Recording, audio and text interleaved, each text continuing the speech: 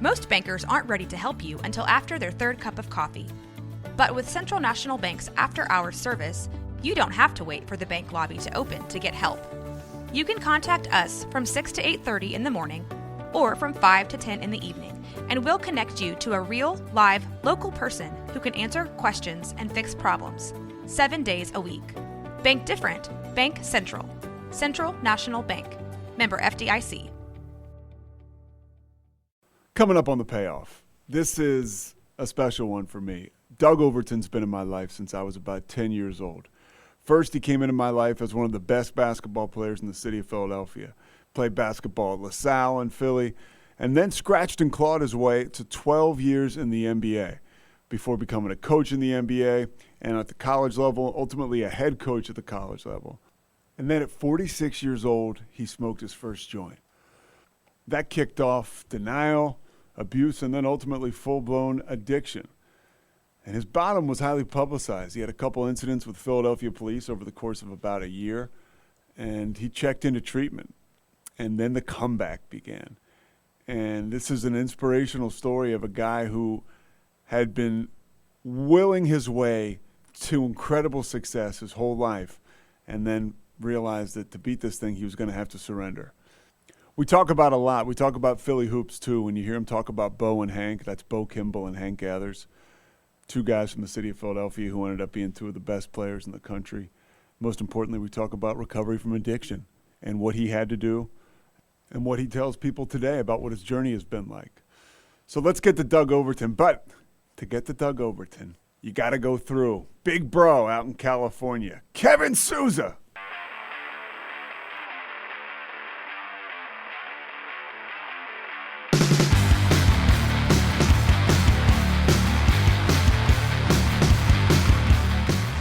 Forty 33, LA by 7. 3.5 to go in the first half. So smooth. He goes down. Overton for three. Bingo. Got a ball back, baby.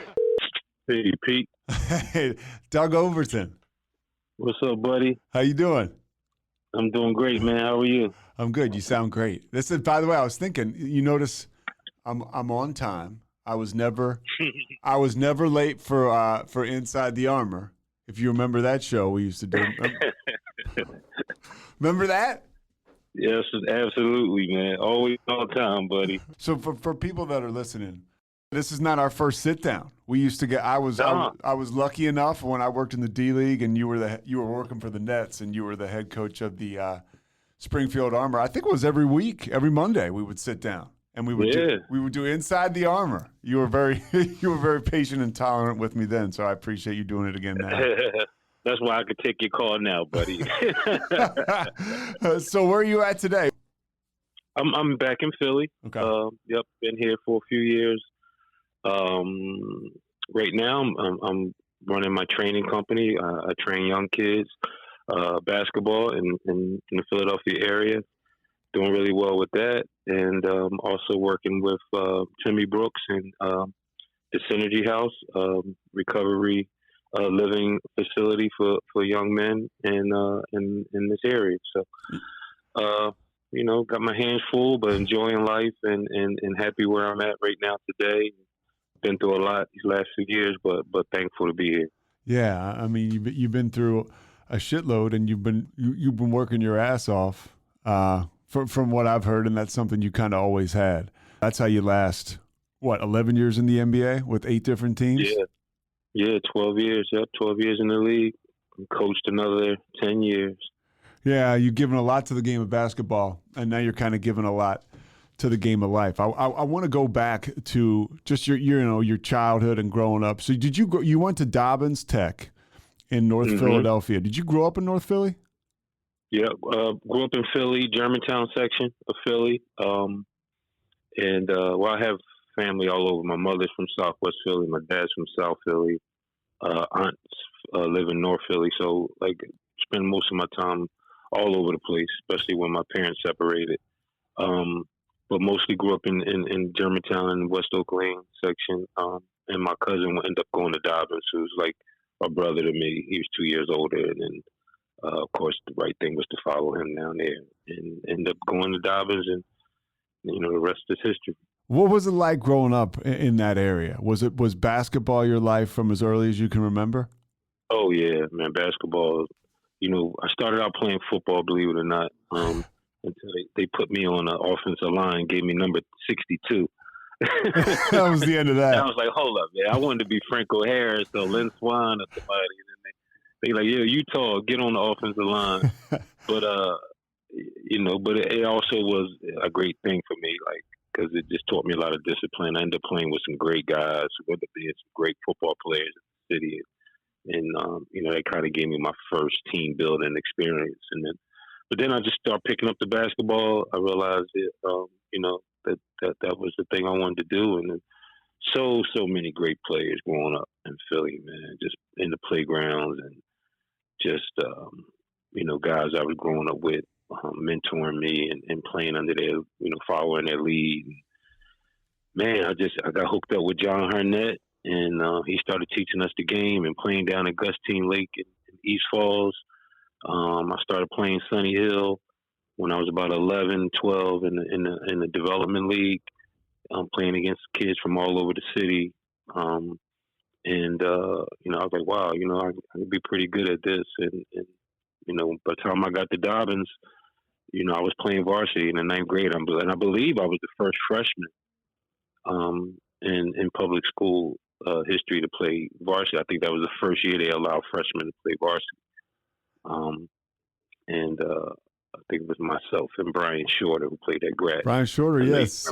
Yeah. Yeah, we both played freshmen, played varsity as freshmen. I think that was the first year they allowed freshmen to play. Brian Shorter went to Pitt, right?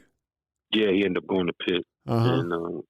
And we came out the same time. So yeah, that was, that great Dobbins team with Hank and Bo and you, Darryl Gates and stuff. Yeah, we had a hell of a team, hell of a run.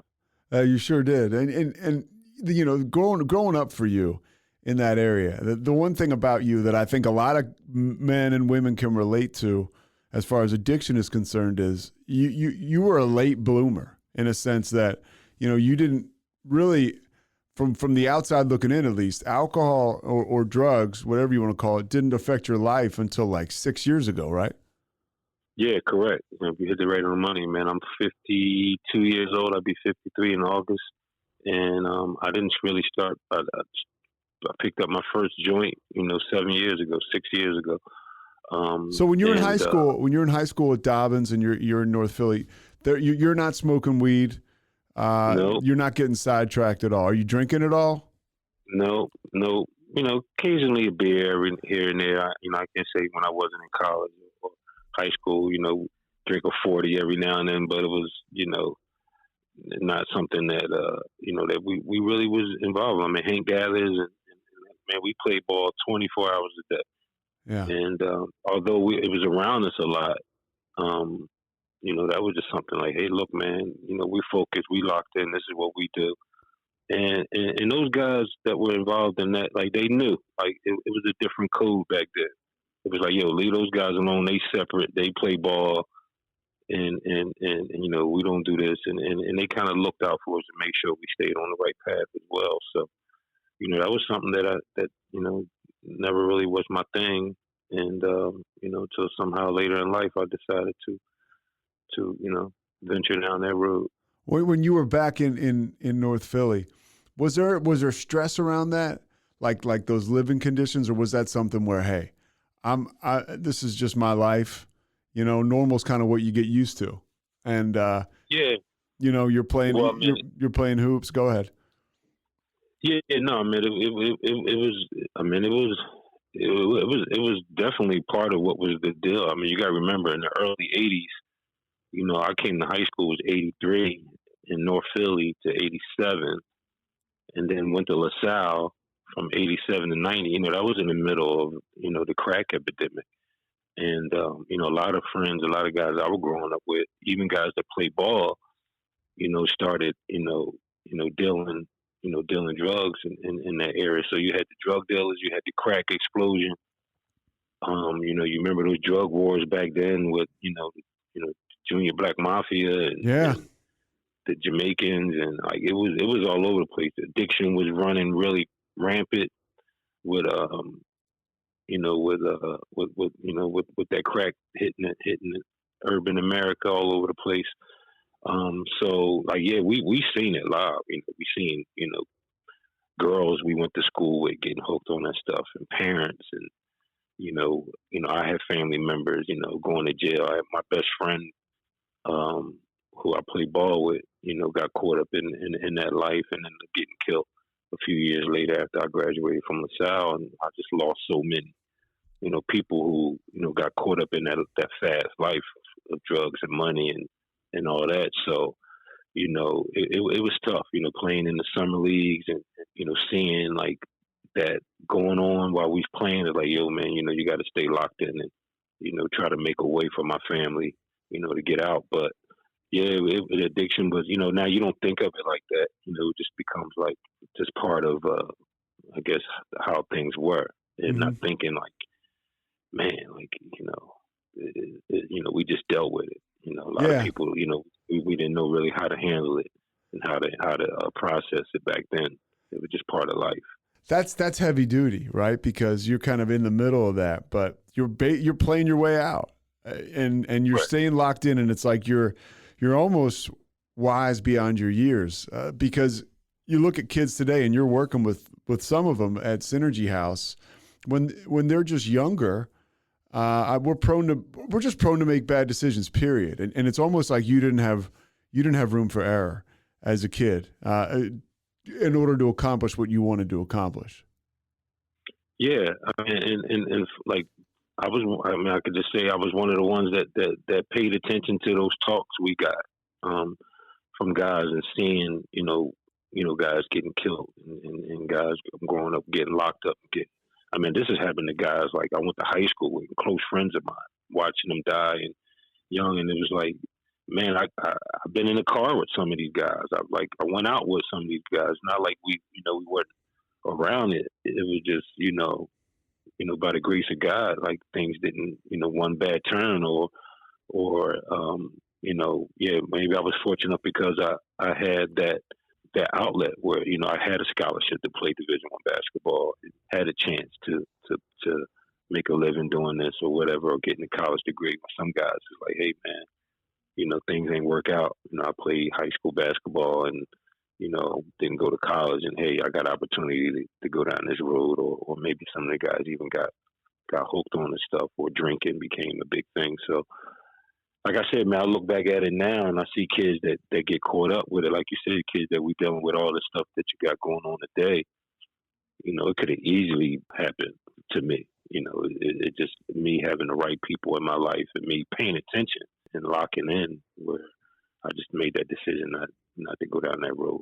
That Division I scholarship, you go to LaSalle, but who else was recruiting you, and where else? I'm sure a lot of coaches and schools are recruiting you, but where else did you think about going?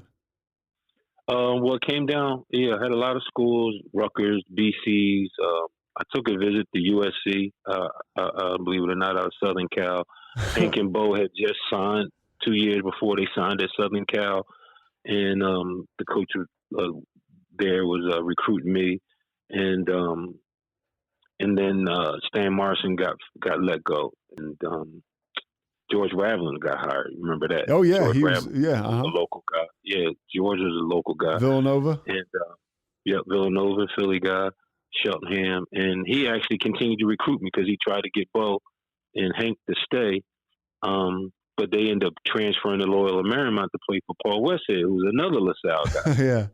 So, it was funny that both schools continued to recruit me because I was 2 years behind them. So I visited USC with George Ravlin and also Loyola Marymount, and I was like, "What the hell is Loyola Marymount?" Nobody heard of that, other than like Hank and Bo going in. They like, "Yo, Doug, you got to come here. Like Westhead got this system. We're going to be the number one scoring team in the country. You can come here and we can run all day, and we're going to average 100 and something." I'm like, come on, man. Nobody heard of Loyola.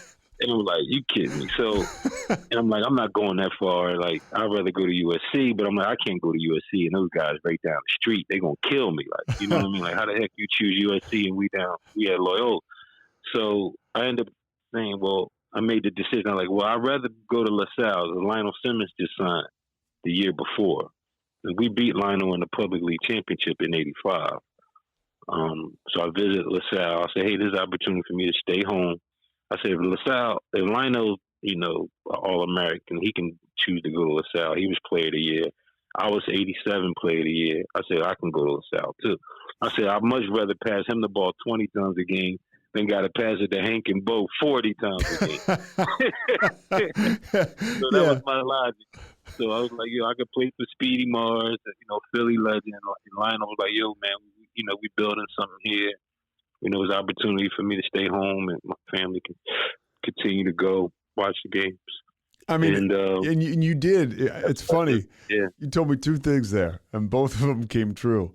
Hank and Bo turned that program into, the most phenomenal offensive fireworks display we've probably ever seen in college basketball, playing for Paul Westhead, who people can identify with him maybe even a little more now with the Showtime Lakers show on HBO, Winning Time, where Westhead is featured in that show. And, because he coached the Lakers before he ended up coaching those guys. But you and Randy Woods and Lionel Simmons playing for Speedy Morris, you guys put LaSalle on the map. I mean, you really did. LaSalle had a rich tradition. But back, you put them back on the map in the 80s. You guys made 3 NCAA tournaments. I think you did at least.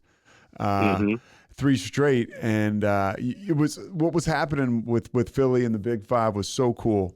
And what are some of your memories playing for LaSalle? Oh man, it was awesome. You're talking about, I grew up going to the Palestra. Remember the streamers and the pretzels and hot dogs. Oh yeah. And John Hurnett used to take us to the games, and you sit there. It's almost like you're there all day. It's like you watching like LaSalle play and Penn play, Villanova. Like it just seemed like it was just something to do. Like you watching. My guy. I was a big Mo Martin fan at St. Joe's. Maurice Martin. Like I loved him. That's why I wore number. Everybody think I wore number 11 because of Isaiah Thomas, but I actually loved Mo Martin at St. Joe's. That was like my guy growing up, 6'6" point guard. And then like LaSalle with Steve Black and Ralph Lewis and all those guys, Temple, with Granger Hall and Stansberry. Like I grew up watching them, so like it was easy for me. Once we played at the Civic Center or half our games at the Palestra. Okay. And it was great, with Temple and they had Mark Macon and Howard Evans. Oh yeah. They were like number 1 team in the country, and then. Next year, my sophomore year, we started getting ranked and winning, like you said, winning our conference and being Big Five, competing for Big Five championships. So, it was just great, man. It was just like you said, it was just a great time for basketball in this area. Just competitive. Those games are like super rivalries. Where everybody got involved and, most of the talent stayed home back in those days. So, Temple was a bunch of Philly, guys that we seen over the summer. So it was like, we was bragging rights all the time. Like we playing in the Sunny Hill College League, or we going from one campus to the next, playing pickup games, or maybe we playing down at Gustine Lake. And, you had the Pooh Richardsons from UCLA and those guys, Hank and Bo coming home from the summer. So it was like, yo, man, you had to bring your A game every day, man. Snoop Grams, and, we had guys from all over, that come home and like, you just had to bring your game. You had to work on your game, and it was just big time back then. You mentioned John Hurnett. Who was he for people that don't know? Oh man, John was the greatest teacher I've ever met of basketball. He learned under John Chaney and Sonny. Sonny Hill. John is responsible of, helping some, just like Claude Gross and T. Stills in South Philly, who helped, Lionels and Nate Blackwells and Clarence Thomas. Everybody know, Claude Gross, who was married to Will Chamberlain's sister, big Philly legend. Mm-hmm. John was the guy uptown in Germantown, and Aaron McKee,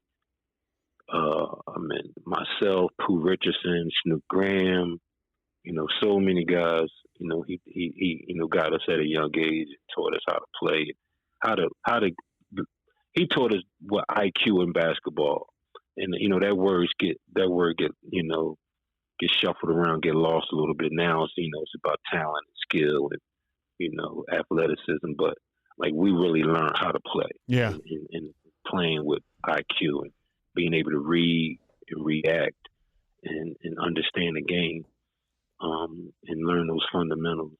I think that's what that Philly brand of basketball. I was talking to Philly brand ball. That's how we learned that. I was talking to a college coach over the weekend, a baseball coach, and he was saying that the skills and the athleticism, they're there, but he said that the intensity and the IQ that the guys had coming up before them is just not there anymore. And the competitive streak isn't there. And he said, so what we're doing is we're actually stripping down some of the tactical stuff, and getting them back up to speed how we want them. And we've got to totally teach them the nasty streak pretty much, or try to get it out of them. Yeah. I mean, that's one of the reasons why, I'm doing this development thing right now, is just trying to get that back, get that brand of basketball back, teaching, how to play on the floor, how to think, how to read, how to play, that brand of basketball. You look at the European, and you see why they're being so successful, because they run those development where they get those kids at a young age and they teaching them how to play the game, and they're getting that IQ. And, you got your Donkages and your Jokic's and those guys that, they know how to play basketball, because they've been doing it since a young age. It's not just bouncing around, playing dad ball. Your dad coached the AAU team and we travel, and then if you're not getting playing time on this, you go to this team, or then you go to that team, or you get more sneakers on this team, or whatever it is. It's like it's so watered down. If you want to play basketball, you just get a team, and you got 50 million teams, and you just playing games and going and traveling, playing in tournaments, and you'll get one out of whatever 100 kids, to end up being okay because he's 6'6" and he's athletic, but who's really learning the game? You're not really competing against the best guys in the gym, learning every day how to play, what spacing is all about, how to react, how to find a gap in the defense, how to drive and kick, how to jump, stop, and pivot and pass, how to go both ways, drive left, drive right, that kind of stuff. And that, like you said, that's been lost right now, but that's what we learned, playing in the gym with Pooh Richardson and, Dennis Whitaker and some of the tough players, you had to earn that, that right to get on the court. You had to get beat up. You know what I mean? Yeah. And fight and scratch and learn how to play defense and all those things, and compete. And I think that's what, we got to get that brand of basketball back. When you were at LaSalle, what did you learn about yourself? Because you guys had success on the court. We talked about that. What did you learn about yourself as a man? How did you develop? Again, because you continue to avoid, and now, drugs are in college, like the culture, cocaine is like a popular, people think it's like, oh, people can do cocaine. And you're kind of around that. How do you navigate those waters as a young man? Well, I mean, unfortunately, it, like you said, just seeing it, seeing so many talented guys. I mean, there's so many, and yeah, grew up around, so many guys that could have made it to the NBA. Yeah, that I watch play. I mean, guys that can just flat out just go, and you see them get caught up. And guys who made it to the NBA, right? And they just like guys, yeah, William exactly. Bedford, like those guys, like guys that just kind of fell right off because of cocaine abuse right away. Right. I mean, we got Philly guys. I mean, we used to go watch, Louis Lloyd down in the Baker League. Mm-hmm. And, you had those guys and Billy Ray Bates and guys, Joe Brown, guys, so many guys we watch. Like, man, you find out that those guys had some addiction problems. And you remember the NBA in the 70s and 80s was a big drug thing back then with guys. And I used to see some of the Sixers in my neighborhood, like, yo, what is he doing? I know that guy. Like, he live on my block. He's a drug dealer. Like, what is Daryl talk? Like, what are some of these guys doing around my neighborhood? You used to see like some of those guys. I don't want to tell on everybody. Yeah, but, no, I got you. But it was, you see it, and then and then like you said, you remember the Len Bias story came out, in the 80s, then it's like, wow, when that happened to Len Bias, it's like that kind of scared everybody straight. So it was like it was so much of that stuff going on during that time that like kind of like, yo, man, that's a whole nother league. We're gonna learn from those guys. That's what like our era, kind of like the Poos. That's when Pooh got drafted to the league, and then Bo got drafted. Hank would have been drafted. Rest in peace if he hadn't passed How away. did that affect you? The Hank Gathers situation. That was a historic deal. The guy, it's about Hank Gathers, but I have cardiomyopathy too. He had the hypertrophic cardiomyopathy. He literally in their conference tournament, the team's on top of the world. He dunks a basketball and collapses and loses his life. And you're one of his best friends. You're playing in the conference tournament across the country. How did I can't imagine that didn't have a huge impact on you, Doug, as a young man. Oh, man. Yeah, it's to this day. And to be honest with you, let's fast forward to, my most recent experiences in addiction. Like, I'm realizing that a lot of those things I never had a chance to grieve. So I'm getting therapy on things that, a lot of stuff that was coming to the surface that I just never really had a chance to grieve and process. And Hank obviously was one of them. And my best friend Randy Slade was another one who was shot 17 times and some drug related stuff that he played on the high school. We were best friends since kindergarten. So it was like, and then John passing, like it was so much, death that was happening over my, John, 40 years. Your basketball mentor. Yeah, John passed away the weekend that my son, who just turned, I think Miles might have turned 12 or 11. I was just handing Miles over to John, so John could start mentoring him. And John worked him out at St. Joe's Friday night, and that was the last time we saw John. So literally, John worked out my son, but that was the last workout John had. We found him Monday morning at his apartment. Wow. So like that was like devastated me, because here I was great. I was passing the torch down to my son, like, hey, yo, John, you got it. Teach him. And he was just excited about Miles. Like, wow, talking about full circle. Now I'm working with Doug's son. And then he passed away. So that, so it was just so much. Are you finding now in the work that you're doing on yourself and the work that you're helping others do on themselves, like a lot of that shit we're just stuffing away? Because we're not supposed to grieve because maybe you're a young, tough man and at the time you're in the NBA and you got to get on with it. Let's go on with the show. For a guy like you too, you're fighting to stay in the league, a lot of the time.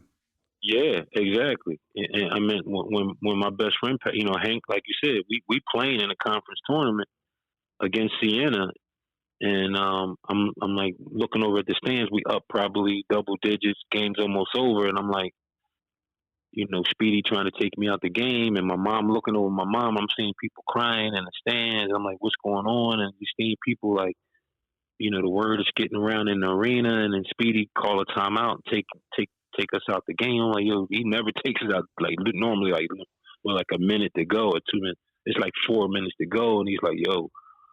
And I like look back at my mom, and she's just bawling, crying, and I run off the court into the locker room. So Speedy told you on the bench? Yeah, well, Okay. because at that point I'm looking at my mom crying, and everybody in the stands is like, full of tears. I'm like, yo, what's going on? And then they like, yo, Hank passed away. I'm like, oh my God. Yeah. So Lionel, we all did, I just remember going off the court. Thank God we had the game won. And, we had to decide, we was up all night in the hotel deciding if we, Speedy was like, look, I understand if y'all don't want to play in the championship game, that's fine. And, we just wrestled with it all night. And then end up saying like what would Hank want us to do, and for some reason we came up with the strength to play and win the tournament. We'll get back to this conversation in a second, but right now a word from our sponsors.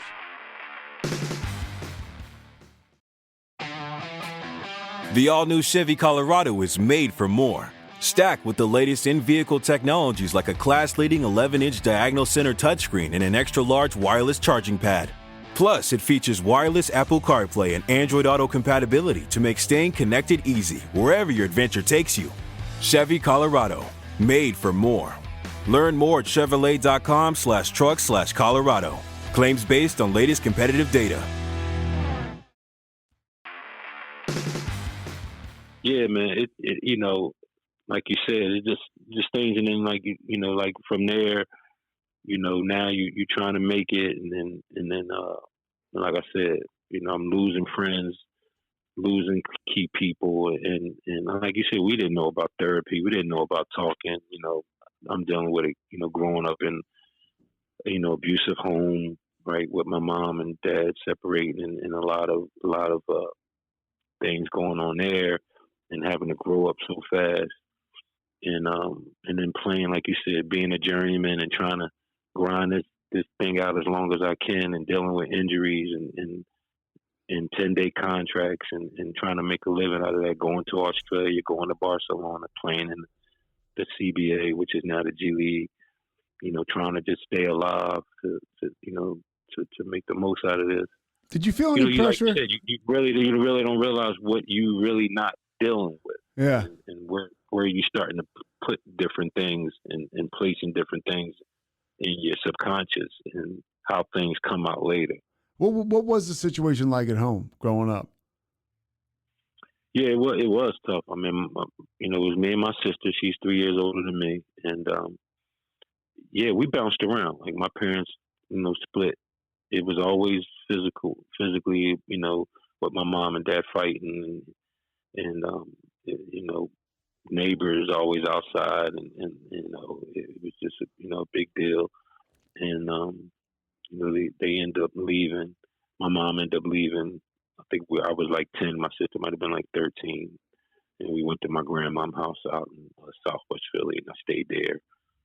And then we stayed at my aunt's house, and we bounced around, all the way through high school. And then she finally got her own place my senior year, going into LaSalle. She got her own apartment, and by then I was getting ready to go to college. So yeah, it was, but back then, I had basketball, and that's the fortunate thing that I had. I just buried everything in that, and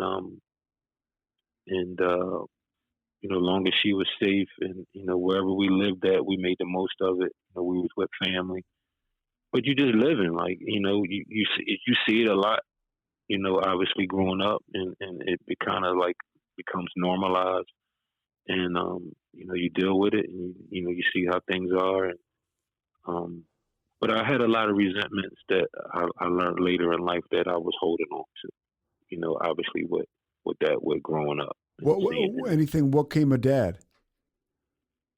My dad is still around. He's 80 years old. He worked for the gas company for 30 years. He's remarried and been married for 20-something years. My stepmom is a retired police officer. She just retired. And right now he's dealing with a lot of health issues. He has dementia, stage 2 dementia right now. But I learned, like I said, I've done a lot of work. And a lot of the work I've just done in the last 2 years. Yeah. Talking about things and being open about it in group sessions and therapy, and not realizing, like, that those things carry, and they can, and you can hold on to those things, and you can bury those things, and they can resurface later. But I forgave my dad in my own way, and a part of it was wanting to be a great father and a great husband. And then raising my kids, and I was married, 27 years, and, put my kids through, great schools, and wanted to give them a great house with a pool, and, and all that, like what I didn't have. And I think that was a lot to how I was growing up.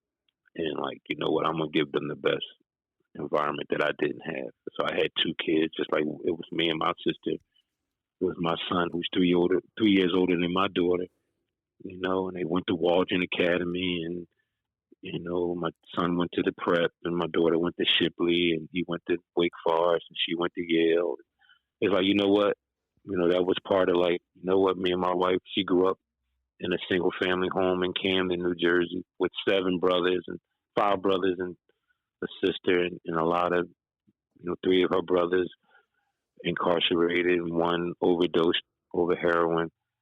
And so she'd been through a lot, and we both kind of like was going through this thing, like, we've been through a lot, but we never talked about it. It just was like, we just wanted to have the best life for our kids, but neither one of us really dealt with her past or mine. Yeah. So we understand those things now. Like I said, man, if I'd have known about getting therapy, 15 years ago, or 10 years ago, or 20 years ago, being able to talk about my childhood, how I was raised, and stuff like that, and then realizing that, what addiction can mean. Like, could I get addicted to smoking pot and drinking and all that? It's like, no way I would ever thought that. And then here at 45 years old, 46 years old, I'm getting hooked up with, some people and doing things that I never thought that would have happened. So, yeah, and you learn. And it's kind of like, how would you think they could happen? Because you're 46 years old. I mean, really, because a lot of people, when it had kind of surfaced that you were having problems, my first thing was like, that's not the guy I know. Like, flat out. Like, not that anybody was coming to me for comment, but I was like, that I can tell you. And other people who are way more notable than myself said the same thing. Like, this is not the guy. You'd earned an impeccable reputation over the course of 46 years or however long. And the one thing I want to ask you, part of your reputation, man, everybody knew you worked hard, you were competitive, you were compassionate, you always had a big smile on your face. Was there any pressure to keep that up? Because everybody counts on you to come into the room and sort of light it up and be super positive. Was there any pressure there? Yeah, but I didn't know that. But yeah, I think that part of it was that build up, where it's like, I've been that guy, like you said, for so long. I mean, I'm going all the way back to 11 years old, telling my mom, like, yo, you got to get out of here. It's time. Like, growing up, wanting to beat my dad up, for hitting my mom, or telling her, like, you know what, enough is enough. You're trying to make this work, and we just got to get out of here. And like making those grown decisions at a young age. You don't realize that, being able to, see your best friend get killed and growing up and making decisions like that I had to do, being a big brother for, my sister who, had to see a lot, even though she was older than me. And then growing up in the environment, saying no to drugs and making those decisions.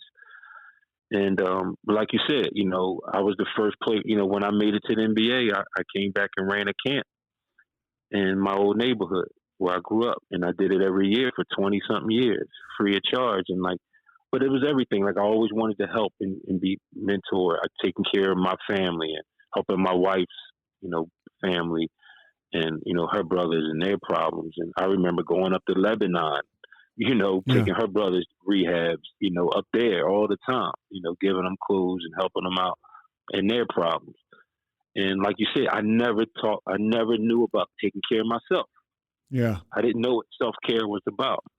And I think, like, once my daughter graduated from Shipley and, we decided to move back, like, okay, enough with the pool and the house, and like, let's move back and downsize, like normal people do. We move back to, so you downsized and moved back to like a nice area of Philly? Yeah, we moved right back to St. Joe's, right in Overbrook, on the same block as Michael Nutter's on. We in that area, Winfield. We got, my wife's a real estate, so we got a nice house.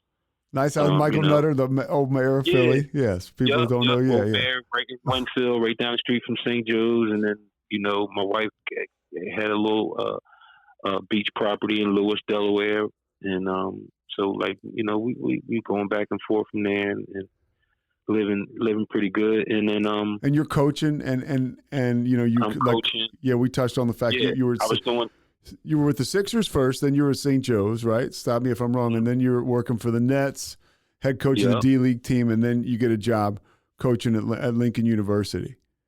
Correct. Yeah, I came home for a year. I started doing TV because I wanted to see my daughter's senior year at Shipley.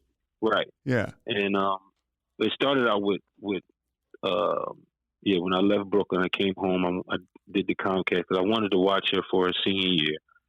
And obviously that's when the Springfield team left to go to Grand Rapids. Yeah. And I decided I wasn't going to go to Grand Rapids at that time. Yeah, we all made that decision. Yeah. And I said, you know what, this is the perfect time for me to like watch my daughter play her senior year, and you were good on, you were working with the Sixers, covering the Sixers and things on the outside, they look like they're going great, man. Especially it's weird because now back in Philly, I'm sure you're back inside on TV, you're back inside the homes of the people that know you and grew up with you. Yeah, so people are probably excited about that. I'm so excited and dropping my daughter, going to her soccer games, going to her basketball games at Shipley, and being involved and being around, like you said, doing TV, still staying involved in the game, still mentoring, helping the guys out, coming out of college and pros and workouts, and Jameer and Kyle and all the guys that, so many Philly guys, still helping out with that. And then I hooked up with a couple guys that I went to high school with, and played ball with, and I was like, you know what? I could smoke a little bit of weed and hang out. I'm back in Philly. My wife was like, I knew like that wasn't good for we when we came back to Philly because you started hanging out. Hanging out with these guys, and I was like, you know what? I could smoke a little bit on the weekends. Whatever. Had you never smoked before? It was almost like a reward thing. Like I felt like I earned it. And you never smoked before? Everybody around me, I never smoked before at all. I had no idea how to roll up a joint or blunt, whatever it is. And I think that's what happens because now, obviously, after going to treatment and realizing like I had 2 psychoses and that the weed I was smoking wasn't weed, it was weed laced with PCP, that I was getting hooked. And that's when I realized that, my wife was like, yo, you acting kind of strange and stuff going on and boom, boom, boom. And I'm not really realizing, I'm just smoking weed. And I'm still functioning, going to work. At this time I'm at Lincoln or whatever. And I'm not realizing that I'm smoking some stuff that's got me addicted and it's more than that. And then looking back, like I never rolled up any weed. Every time I went and got my weed from my guy, quote unquote, a friend who I thought somebody that I knew from back in the 80s, he always rolled them up for me. Mm-hmm. So it was like almost like going to pick up a pack of cigarettes. They were already pre-rolled. So I had no idea. Now that I look at it, I'm just trusting somebody to give me whatever. Not even knowing, like, I couldn't tell what weed was, what was good, what was bad, what was mixed, what was in it. Which kind of speaks to like the mentality that when you start to enter into this whole realm, right? It's like you don't know what you're getting. You kind of trust who you're getting it from, but is it really? It's all these problems now that come into Doug's life that would have never happened before if he didn't pick up that first joint. Exactly. And then that's when the resentment start coming, and I'm realizing that, like, what's the bigger issue? Like, what am I escaping from? And like, what's, and then I think that's when it all started. Like, well, you shouldn't be doing this. And then like the more people told me, I'm like, you know what? I earned this, and that's when I started, like you said, it's like, I never took care of my, like, this was part of like, you know what? I'm retired now. I done put kids through school. I done took care of everybody. I done mentored everybody. I done did this. And like, instead of like going pick up some golf clubs, I picked up some weed. Yeah. Like this is what I want to do.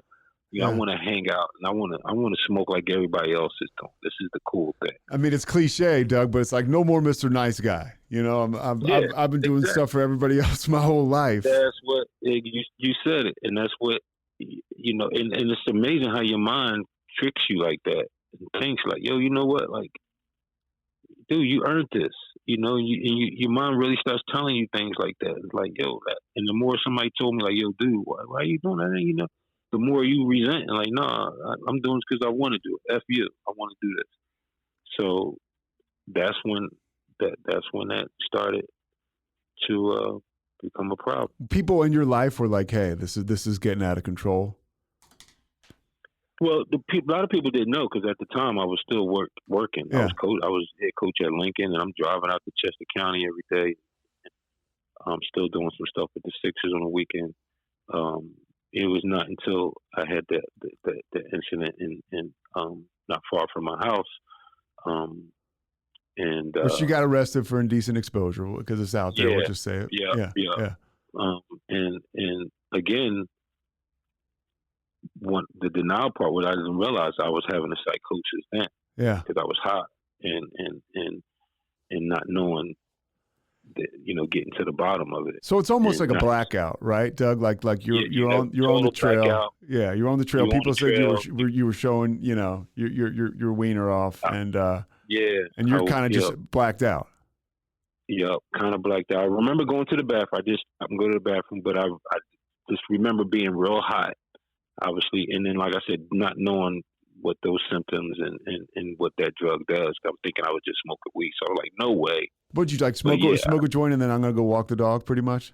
Yeah, and then I'm smoking, this laced up shit, and I'm out. And like I said, I had a blackout and really didn't remember what the hell happened. Yeah. And so.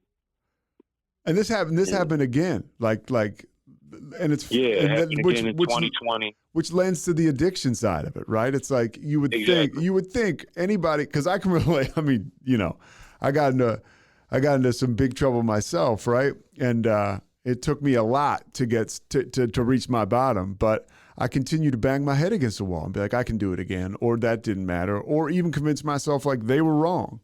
I wasn't doing anything wrong, and like your mind tells you, whatever you can do to bargain getting high again, then whatever your drug of choice is, yours in this case is weed, which you didn't know was lace. Like it's just like you end up doing the same shit again and getting in trouble the same way again. Yeah, no, absolutely, and what I was, obviously when you get in trouble, and I had court stuff and probation and drug testing and all that, and so I didn't smoke anything for a year, but that kind of hurt me because it made me think like, well, one, they got it all wrong because I didn't. Like I said, I had no idea that I was in a psychosis because I had a blackout. I was like, yo, dude, they tripping. I don't know what it is. Yeah. And I could remember it, and then when I stopped for that year, you don't think you got a problem because you're like, okay, I stopped. Yeah. So the next thing you know is like you started picking up again. I'm like, you know what? It's just weed. I can smoke a little bit, and then I get right back to the same thing, not realizing that whole thing was still an addiction, and that I was going to get right back involved in that. And then that's when my wife's like, yo, dude, like I know people that smoke weed, whatever. Like it's more than that. You smoke it. And I was like, nah, get out of here. It's just, whatever. And then, like, that's when the weed started taking over. And, like, that's when everything became around that. And then that's when 2020 came. And here I'm living in East Falls. I got my own place. And, it's me and my weed. And So did you and your wife get separated? Yeah, we got separated at the time. And then, I'm like isolated and smoking, and then that's when the pandemic hit, and I'm just like quarantined. I'm like, yo, just make sure I'm getting my weed and just in the house. And my mother, my mother got a place in the same place, but I was in a different part of it. I was in a loft, and she was at an apartment. And then that's when I had another psychosis, and I'm like outside in my underwear in the courtyard, and I'm like spazzed out, and people recognize who I was, and police, thank God, they recognized who I was. They tased me. They could have easily shot me. Yeah. I think like a couple of days before that, the guy in West Philly who was high off of something, police actually shot. Jeez. But thank God they knew who I was, and they tased me. And again, I don't remember it. I don't remember what happened. You know, they tell me, yo, you was outside and, you know, again, like no clothes on, you know, bugging out in the apartment complex in the courtyard, throwing people furniture. And that's when they had in the paper that I was armed robbery or whatever. Yeah. But I actually was having a psychosis, and I took somebody's lawn patio furniture off the balcony and like threw it in the yard or some shit. And that's when they was like, yo, was he trying to break? That's when they thought, like, was he trying to break in somebody? That's how the paper put it all in that. Same as the indecent exposure, like, oh, he exposed. They didn't know I was having a psychosis. Yeah. You know what I mean? So. Well, again, I mean, in their defense, there's zero drug history with you. I guess the second time there was. Yeah, but exactly. Yeah. That's what, you know, and people are like, yo, what's going on with him? Like, yo, what, you know, what's the deal? And again, with me, it was like, because I thought I was smoking weed, I didn't have a problem, and then not realize how heavily addicted I was at this point on this serious freaking thing. It didn't happen until the second time, you know, and I found myself in Bryn Mawr Hospital at the psych ward for 4 days, you know, getting through the psychosis. Is when I realized, oh shit, man, like, what, dude, this is not normal. Like, this is not what normal. Even people that smoke weed, like, this is something different. And then that's when I started getting the therapy. I went to Karen for 30 days, and then I went to Karen Renaissance down in Boca Raton, and really started doing the work. So you're at Bryn Mawr. You're at Bryn Mawr, and you're like, I need to, and you kind of surrender. You're like, I need to go to treatment. Yeah. Well, you know, the first couple of days at Bryn Mawr, like, kind of fuzzy to me. Obviously, I think I was still out of it. You know, in that psychotic mind frame. And then by the third day, I was like, oh shit, like, okay, all right, I need to get help. You know, what's going on? And, you know, and that's when people realize, I think, you know, like, yo, Doug, we got to get him help. Now we understand what's going on. Yeah. When we know that's not him, we know that, okay, he has a drug problem. And that's when the help started. That's when it started. It's like, okay, now I realized everything my wife, my ex-wife, whatever everybody was saying was, you know, okay, now it's all coming together where I was at. Did you feel? Did you feel like a release almost when you kind of were like, okay, I'm going, like, gosh, like, man. Yeah, I did, and I was like, that was the most surrenderous part. Like, and my son came in from Miami, and he picked me up from Bryn Mawr and was taking me straight to Karen. And that drive, I just felt like the biggest release in all my life was that ride from Bryn Mawr Hospital to Karen. I actually felt like this is the first time that I can let go and take care of myself. I finally felt like, wow, like this is the big, like, you did it. Like, now you can take care of yourself. Now you really hit the bottom, and now we can. And honestly, it's like, obviously I'm still, you know, got drugs in me, and I know, like, I'm still kind of in that state. But yeah, I had that feeling like, yo, you know what? You can't fight this no more. Like, now it's time to, like, get the help you need and surrender. What started to happen to you when you got to treatment? Oh man, I mean, I went through everything with normal, you know, guys go through. You know, one, I was in denial, and two, like, yo, you know, I belong. I'm not an alcoholic. I never did. You know, I'm new to, you know, this is, and then it was like, you know what? No, 40. You know, you're here because you got a problem, and you need to figure out why. And then that's when the work started happening. When I bought into, like, yo, you got to get to the bottom of, you know, because you don't want this to have this the second time. And now, yeah, you got a problem. You affected your family. You know, you embarrassed, you know, your name, and obviously it's like, you know, like I said, you know, like, yo, what's going on? And that's when I realized, you know, I was in the right place, and this is when the healing and the the beginning stages of putting things back together.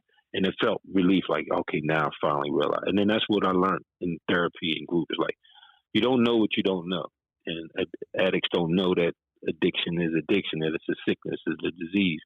And you can't beat yourself up over that because, some people can drink and not have an addiction problem. Some people can smoke weed and not be, but others that can happen to. Or you can get addicted, whatever. You can start taking pain pills because you was in a car accident and end up getting hooked on heroin. And then you start realizing, like, you know what? I'm not the enemy. I'm going through something that happened to me in life, and that I have a disease, and this was an addiction. And then I started processing those incidents that happened, and things that was going on, and realizing, like, yo, you know what? That's not you. That's not that Doug from that for 30-something years was great. Like, you can get back to being that guy again. Yeah, that's pretty awesome. You're feeling. not somebody that just exposing yourself, or you were under so it actually like made me feel like, okay, thank God I'm not some just what people think is going on. Like, yo, what's up with this dude? And it's like, you know what? Okay, now I understand that. There was a big thing. Like, wow, okay, I get it. Like, okay, now start finding out, what does the symptoms of PCP or weed laced with this, and then I've got guys that's being admitted. Like, I had one kid who went to Bucknell. This kid was a lacrosse player. Bucknell was on a highway with no clothes on, and he had the same thing. And he was in there. His parents admitted one of his parents was on the board at Cairn. And then I'm in meeting. He's like, yo, dude, like, yeah, I was with the same thing. I was smoking weed that was laced, and like, yeah, your body gets this way and this, and then you had your clue, and I'm like, I remember when Martin Lawrence had that incident when he was running down the street. And then I started doing research and realized, okay, all right, good. Now I'm learning what was happening and realized, okay, that's not you. That's not who you are. That is what you were at that time under that substance. And then that's when the healing started. It's such a relief. It's about shame and guilt, obviously. And then being a public figure and having to read about stuff and some stuff that's not true, and people saying that this, and this, and then me not knowing that it was addiction. And then once I realized that, and like you said, like step one, once I realized I was unmanageable and that I had a problem, that's when I started to open up to getting help. Isn't that the best? It's, dude, I mean, with the magnitude of the type of person you are, NBA player, NBA coach, and everybody around Philly knows who Doug Overton is. There had to be shame connected, right, to these incidents. And on the other side of that, there's no better place to go than a place like Cairn or a rehab, where you can really, you're almost in a bubble, and you can process it. And when you come out, like talking to you right now, it's very obvious. Like you're pretty light, like we talk about wearing life like a loose shirt. You talk about this stuff with a great understanding and a great humility. And you could tell there's been a lot of processing done on your end. At least it feels like that. How did you work through that stuff, like in treatment and on the other side? Yeah, I mean, it took a lot of work. Obviously, doing extensive, intensive treatment and going down to Cairn and spending another 4 or 5 months in intensive therapy. How important is that, Doug? That extra 4 or 5 months? Oh man, and I tell guys that, like, you think 30 days is enough. I always tell them, man, keep going, do more, like get to the root of it. It's because then it becomes not just about the drug or the alcohol or the addiction. It becomes to the depression, anxiety, what led to it, like what are some of the stresses, what are some of the things that you had to deal with. And to me, it was dealing with a lot of those things that we talked about in the beginning. My childhood, my growing up in a broken home, my grief and loss. I had all these things that I was able to spend time in, and I'm wondering, like, all right, when I'm in Cairn, why am I going to a grief and loss session? Like, why am I in this grief? Like, why am I going to childhood, talking about childhood trauma and stuff like that? And then once I got into it and I realized, wow, a lot of this stuff, resentments and shames and guilt and all these things that you hold in is what leads you to, picking up, what leads you to, those things, mental health. And now you see it, like you see these terms and you see these things all over the time. And then, but the best part about it was my kids actually going through this process with me and realizing that, part of what I was going through, my son was going through some stuff. My daughter, even though she very, very high achieving at obviously going to Yale and doing big things, she dealt with a lot of anxiety because she put so much pressure on herself to perform. And then my son, like being a basketball player and wanting to follow in my footsteps and things didn't work out for him. He was dealing with depression. And I didn't realize that those things was affecting me because we never talked about it. Yeah. And then I was like, I was bearing a lot of those resentments because of my kids. And I didn't feel like I was doing enough to help them. So until I fell and then the bottom fell out of me and my kids were there for me to support me, because they were saying the whole time, Dad, we knew this wasn't you. We knew that it was something that you were going through. We knew that wasn't the dad that raised us, because you were a great dad. You're a great guy, great person. We knew it was something that was the drug and addiction. You just didn't realize that. And that's when I realized, wow, they were right. And then we started doing this family process and work, and they were like really involved with this treatment with me and doing these sessions.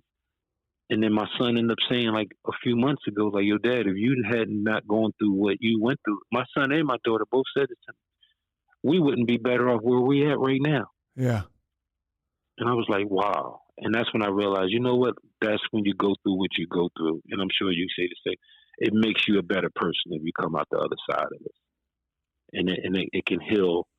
It can break a generational curse. Yes. It snaps off that branch of the family tree. Yeah, it was like from what my dad, and then I realized what he went through, being 14 siblings, and how he was raised, and that affected him, in his marriage. Like nobody taught him because he grew up a certain way, and then you break that, and now my son is having conversations like, yo, I understand about getting therapy, I understand about talking about your feelings, I understand about all these things.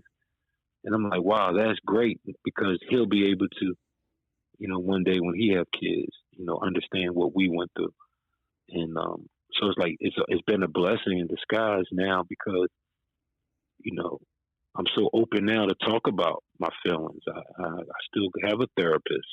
I can still talk about, things and tell people the importance of not holding stuff in and sharing and making sure you take care of yourself first. I would not have known that if all that would not have happened. Well, and it's weird because you probably wouldn't be talking to the kids you're talking to or the young men you're talking to over at Synergy Houses, and you wouldn't be talking to me on this platform where you have the ability to help other people. Like, it's weird, man. I mean, you play it the right way. You being anybody that struggles with addiction, and you kind of get on the right side of this thing, and you can help a shitload of people. Yeah, absolutely. Absolutely. And that's what I intended to do. And that's what I said, when I got out. It's like, you know what? I've done everything. I played at the highest level. I coached at the highest level. I've been a head coach. I've done everything. Like, I want to get back at this, in this game of life, in recovery, and dedicate and help the people the John Harnett's in recovery that helped me through this, and the people at Karen and the people along the way. And then you realize, like, everybody dealing with some kind of shit, whether you're in addiction or not. It's like, you know what? And then I'm looking at, like, now people realize, like, yo, they understanding what I went through.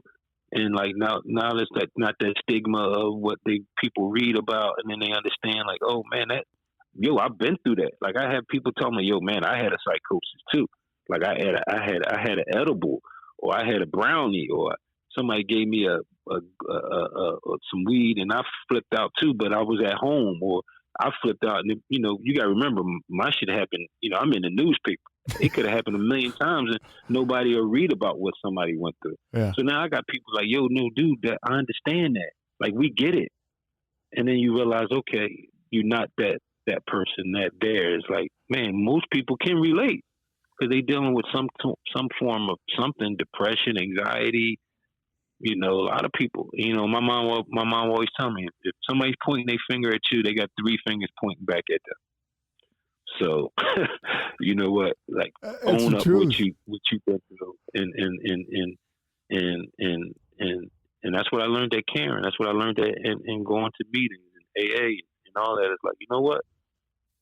The minute you accept it, the minute you take ownership of it, and well, first of all, if you don't, you deem to repeat it again because you're in denial and it can happen. But secondly, it's like that's when you begin the healing process. And now I get to live a great life without any alcohol, any drugs. I got coping skills. I got a great relationship with my ex-wife, best friends. You know, my kids. You know, and I'm helping people, and I'm helping young people that can potentially go through what I went through or going through what I went through. So, what do you tell some of those young kids? I mean, and we'll wrap up here in a minute, but what do you tell some of those young kids? I mean, I think it reminds me of being in the locker room. I tell them it's no different. It's just we just talking about winning at life opposed to winning a basketball game.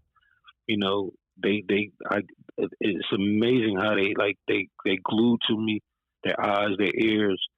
One, because they see, man, here's somebody that went through, you know, had everything, went through, you know, obviously playing in the NBA, playing against Michael Jordan, LeBron, and Kobe, and all these guys. Boom, here something this as human and as real as possible can happen to him.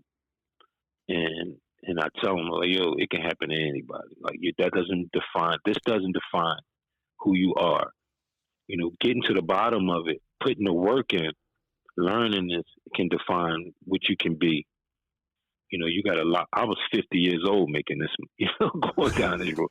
You guys are 18, you 24, 25. Like you can fix this and do some awesome things for the rest of your life. I was able to do a lot of great things early in my life.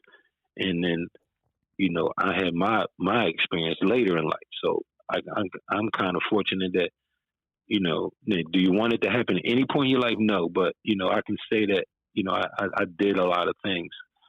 So for me, you know, my end of the road is nearer than most people. So I can look back and say, you know what, whatever time I got left here, you know, at 52 to whatever, hopefully, you know, I can dedicate it to this and making a difference. And they love it. Like these guys, like, man, you know, I tell them, like, yo, make sure you talk to your therapist. How much your therapist make an hour? You know what I mean? Get that money's worth. $150 an hour. Yeah. Like, yo, make them work for that. You know, don't just sit in the room and they getting paid all this money and you don't want to talk because you know. And I'm telling them, like, I had to realize, like, yo, make them earn that dollar that they make it, that $150 or $200 an hour. Give them everything that's possibly on your mind, on your plate. Talk about all that stuff. It's going to help you. And they laugh, but then they realize, like, yo, you're right. I said, go to that meeting, go to that AA meeting, go to that MA meeting, whatever it is. I said, talk in this group. I said, put your work in. I said, you got to put the work in if you want this to. I said, you can live a great life. And it's fulfilling. It helps me too. It helps me process this too. I mean, do I still have days? You know, is there people out there that still may look at me when, you know, yeah, you know. But that's okay, because now I realize it now, and I wouldn't change it. Like, I can't change it, first of all. Secondly, you know, I'm even better than I was before. Yeah. You know what I mean? And there's only one way out of any of this, like any of that, like those thoughts of, you know, whether they reappear, the thoughts of shame, or just on every day being aggravated. For me, recovery is the only way out. So it doesn't matter. I mean, it's just like there's no solution to that shit that doesn't start and end with recovery in one way or another for me. So it's like, and like you said, I have a body of work in sobriety that shows that I'm a better person and things work out for me if I stay the course. You know, and I got a body of work that shows what happens if I don't. It's pretty simple. Like, and I've used that before too, Coach. The locker room thing, because it's like a locker room, man. And we got a playbook to winning, and it's like if we stick to this, there's evidence there that things will happen for us and things will fall the right way. But you got to do the work, like you said. You got to show up and make that therapist earn their money. That's right. You're right. And man, every time I go to Synergy and I walk through that door, it I feel like I'm part of a team, with Timmy and Eric and those guys. Yeah, Eric B. Yeah. Eric B. I mean, you go way back with those guys and Timmy and it's like, it's a team, man. And it's like, you feel that same, and that's what I told those guys, now it's up to you. You got to put that work in. You got to put your own reps in, right? Yeah. You got to get your shots up. You got to get in the gym and you got to run your 4 miles a day. You got to put your work out. What does that mean? It means getting up in the morning. It means giving yourself the best chance at recovery for today. If you're feeling a certain way, whether it's good or bad, that's okay. Let's figure it out. And I said, if I can do it, and like I said, those guys gave me the opportunity, and I wouldn't want to be anywhere else. And it's allowed that to me still have that same feeling of being a part of that team. And now I realize there's so many people like that's dealing with this stuff, man. And so many people like talking, that they dealing with it.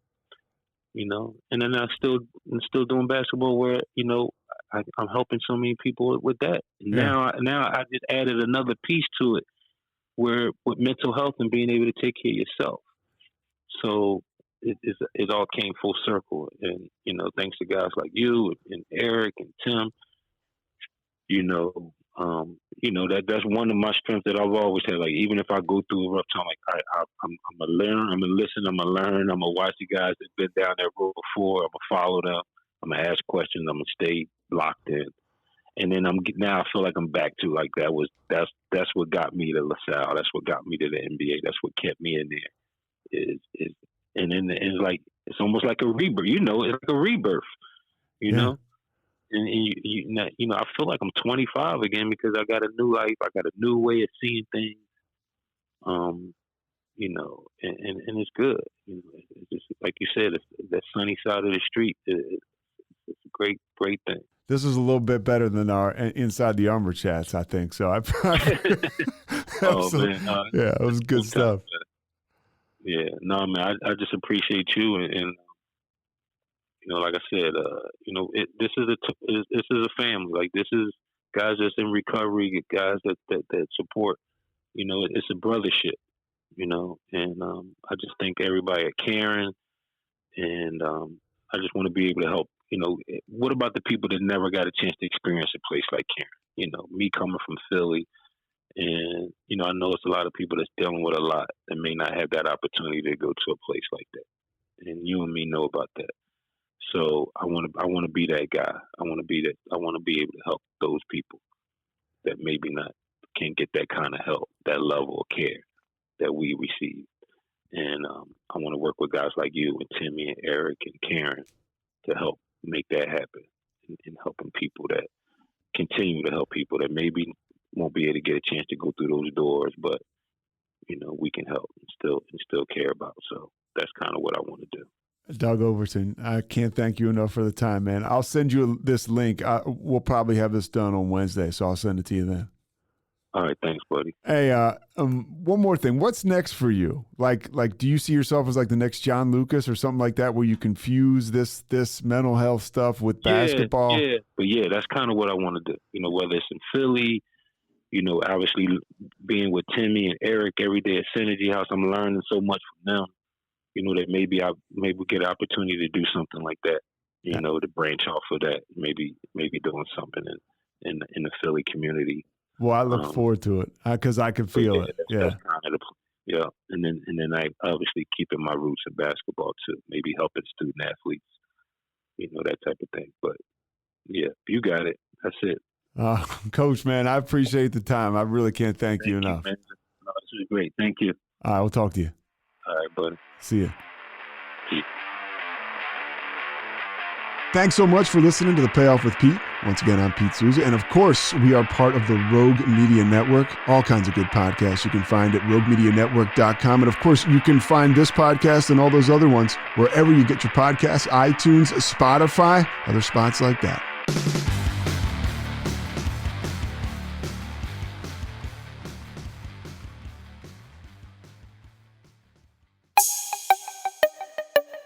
This has been a Rogue Media podcast.